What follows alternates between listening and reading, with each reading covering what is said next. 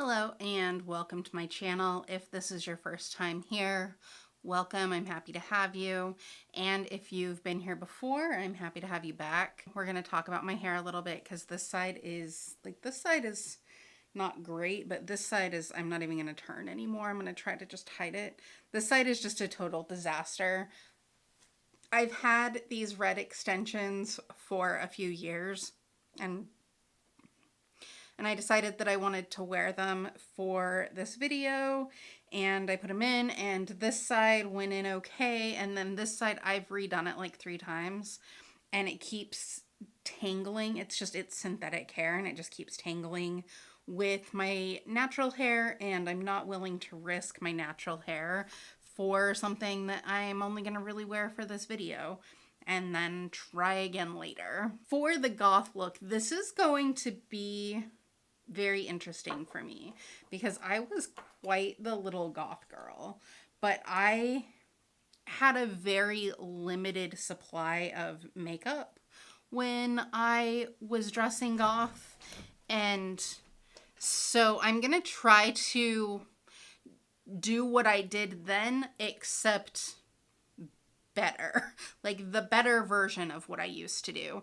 So when I was goth, I essentially had black eyeliner, mascara, and lip gloss, and those were the only 3 things that I had. Oh, no, I had a 4th thing. I had white powder that I used as a foundation powder. So it was special. I would use my eyeliner pencil both to do my eyes and to line my lips. So I would put on gloss and then line my lips and then just like smear it towards the middle. And it was either that or I would have actual black lipsticks that I would use. So it was a look. I would wear the mascara both as mascara, and I would use it for my eyebrows. So I wouldn't do anything else with my eyebrows. I would just brush black mascara through them. So that is, I've used an eyeliner pencil today, but when I get to mascara, I will probably brush some black mascara through it. Part of the reason that I'm mentioning all of this is because I know that if somebody who is currently goth sees this, they're either going to not watch it and just assume that I'm like making fun of them or something, or they're going to try to criticize my look. And I don't care if you criticize my look. It's fashion and it's makeup and it's subjective. I really still enjoy the goth aesthetic, but living in the Midwest, it's not something that is easily just a fashion choice without, 1, having to deal with a lot of stereotyping, and 2, having to meet a lot of people who unfortunately perpetuate that stereotype. Like here, being goth is more about a lifestyle than it is about a fashion choice. And for me, being goth was more about a fashion choice. And there were things that I did that were goth things, but they were things that I did because they were things that I liked, not because they were goth.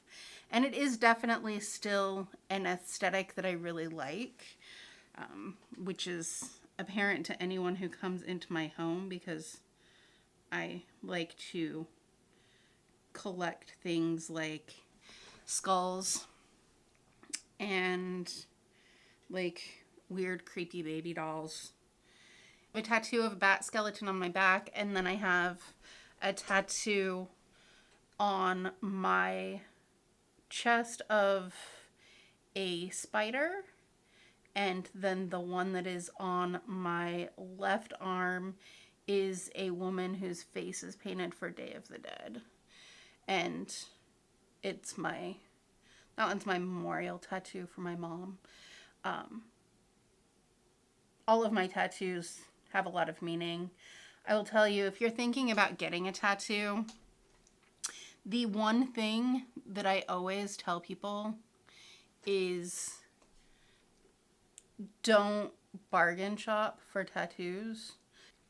If you're somebody who would bargain shop for a marriage, then you're somebody who's welcome to bargain shop for a tattoo. And honestly, I mean, if you're somebody who just doesn't care, you can bargain shop for a tattoo. But tattoos are something that you're going to get what you pay for. So if what you want is a good tattoo, then pay for a good tattoo. Also, I always recommend to people that their tattoos mean something to them. I need to wash my brushes again. They all have sparkles in them. But when your tattoos mean something to you, it is so much more likely that you're going to at least like your tattoo, if not love it, forever. Because it's going to have special meaning to you. Even if whatever it is that the imagery is, like, even if you don't necessarily care about the imagery anymore, the meaning of the tattoo will still carry on. So I have a nice black line on my lid. I'm just going to use some black shadow from the Gemini palette to set this, to see if I can keep it from continuing to transfer onto my lid. So this is clearly going to keep transferring up onto my upper lid. So I'm going to actually go into Polka Dot, which is this shade here. And I'm going to see if I can do this into sort of a diffused smoky eye.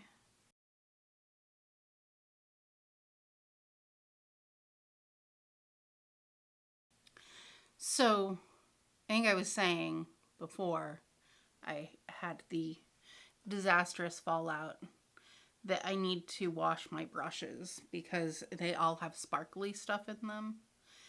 And the color switch helps some, but there's a point with glitter where until I actually take the time to clean them properly, they're not going to get clean. And it means that I may end up with some sparkles with this look.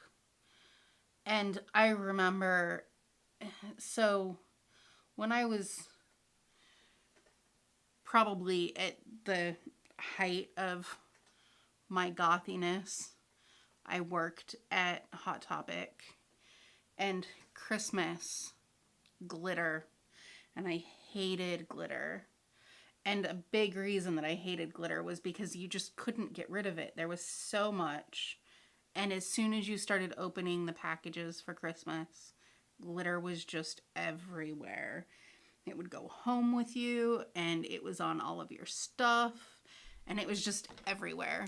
And I'm having that experience right now. I don't know if you can see the viewfinder, but apparently this brush also had some glitter on it. I thought that it was clean because it was with my clean brushes and I thought I was safe, but clearly I was wrong. I don't know that I have any brushes left that don't have glitter in them. So I just need something that I can blend this out with.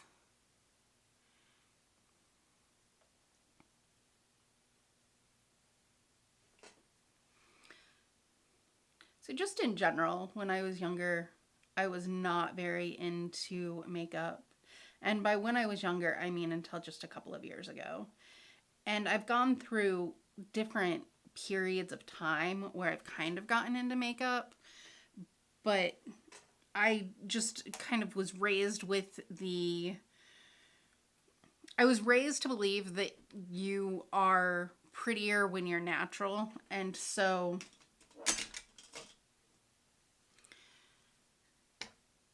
I just always thought that it was a colossal waste of time to spend a lot of time putting on makeup to make myself look like I wasn't wearing makeup. So anytime that I ever did get into makeup, I was full on wanted everybody to know that I was wearing makeup. Like there was never a time, I mean, outside of like job interviews or whatever, like times when it served me to look like I was as natural as possible. But anytime I was wearing it for myself, I absolutely wanted to look like I was wearing makeup. And not in a manner of like I wanted to look like I had on heavy foundation or like things that are like makeup-y, but just in that I wanted there to be some artistry to it. And I wanted it to be something more than just trying to make myself look the way that I normally look, except a little more color. All right, so I'm going to use the Clinique High Impact Mascara in black. This mascara is almost done. I think this is going to be its last hurrah because it is drying up. It's done. We are moving on to the Marc Jacobs Velvet Noir. Really excited that I'm going through these little mascaras. I think that I am almost done with all of my like, deluxe sample sizes, which I'm ready to move on. I have really good full-size mascaras, and I haven't been using them really because I've been trying to get through these deluxe sample sizes. I will say that when I did Gothy makeup, so now I hate to have clumpy lashes, but when I was more goth, clumpy lashes were my thing. Like I liked them to look like spider legs. So I am just gonna cake on the mascara. I realize this isn't a do my makeup the way that I used to do it when I was in my early 20s and a teenager, but since it kind of is, that's what I'm gonna do. I'm gonna put a little bit of that through my eyebrows. I also wouldn't have done this part where I'm just using like a clean spoolie to brush it through. I would have just caked the mascara on a little bit more because I would have used the spoolie from the mascara. But I currently want my eyebrows to look semi-natural. And then last but certainly not least, I am going to put on black lipstick. I'm so excited. I was looking for this in one of my previous videos, and I think I might have edited out the part where I was talking about how I have 3 black lipsticks and I couldn't find any of them, so I finally found one. And this is my favorite one. It's Black Velvet by Lime Crime. There is one more thing that I used to do.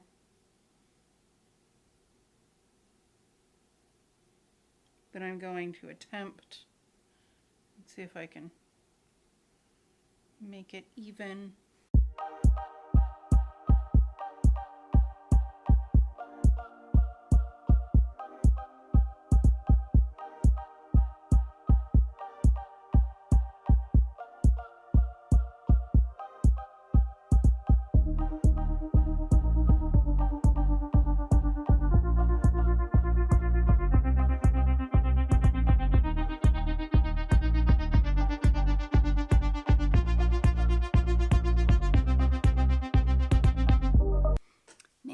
wish I would have had lovely liquid eyeliner and some idea how to use it when I was doing my brows with mascara back in the day. For my lip liner, I'm going to use this kind of terrible eyeliner pencil from Ulta. Okay, no, I was wrong. It is not smooth enough to be a lip liner, and it's just annoying me. So instead I opted to stop being lazy and sharpened my Urban Decay 24/7 liner.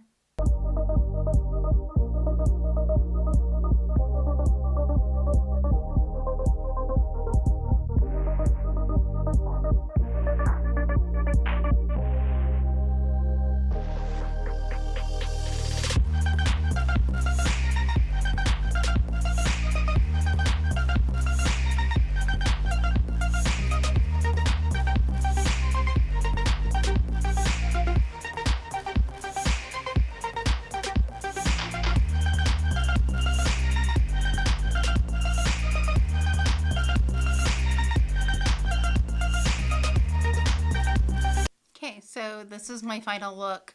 I'm gonna stop messing with my lips before it gets any worse.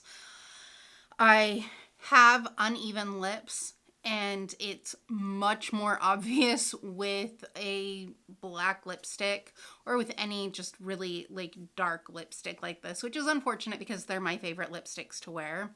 So it is what it is.